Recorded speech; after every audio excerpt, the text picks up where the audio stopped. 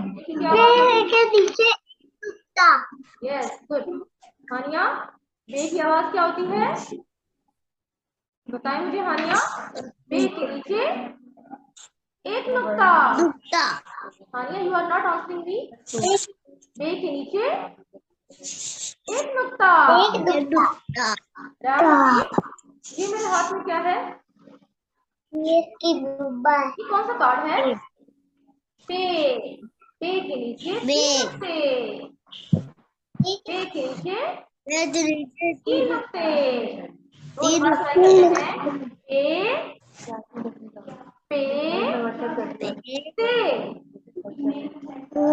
जी class. तो आज हम तीनों की दोहराई करने के बाद बे के खानदान के चौथे हर्फ के बारे में पढ़ेंगे, जो क्या है? टे।